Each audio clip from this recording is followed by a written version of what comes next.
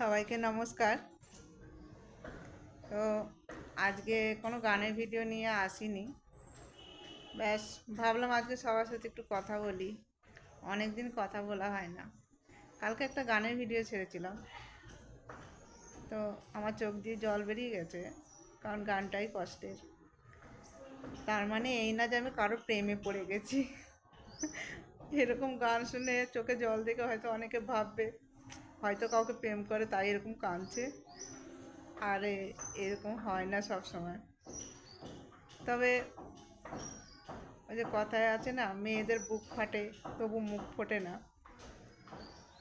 আমাদের ভেতরে অনেক কষ্ট থাকে, হয়তো এইভাবেই বেরিয়ে আসে।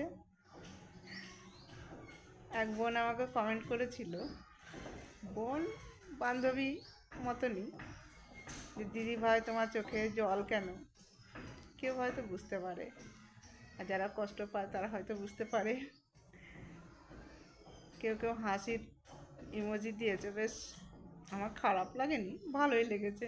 কারণ আমি সবাইকে হাসাই, তো তাই হঠাৎ আমার চোখে জল দেখে অনেকে ভাবছে তো নাটক করে কাঁদছে। নাটক করে কেউ কাঁদে না, চোখে জলটা না কেউ নাটক করে বের করতে পারে না, ভেতর থেকে বেরিয়ে আসে। এইভাবে অনেক কষ্ট আছে যা বেরিয়ে আসে। তো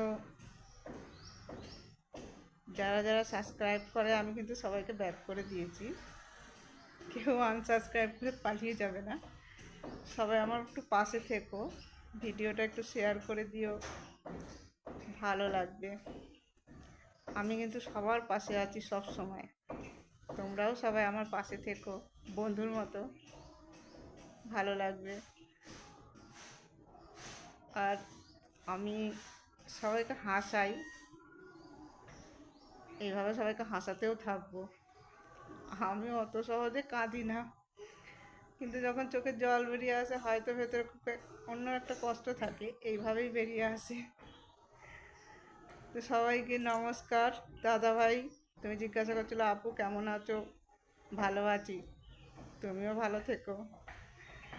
আমি তোমাদের মতো অত কমেন্ট করি না, পারি না সহজে, আমি অত কমেন্ট করতে পারি না। সংসারের অনেক চাপ থাকে, তোমাদেরও থাকে, তাও তোমরা সবাইকে সাপোর্ট করো, ভালো লাগে। দাদা ভাই তোমার কমেন্টও খুব ভালো লাগে। আর একটা বোন আছে, খুব কমেডি ভিডিও করে, তার ভিডিওগুলো আমার খুব ভালো লাগে।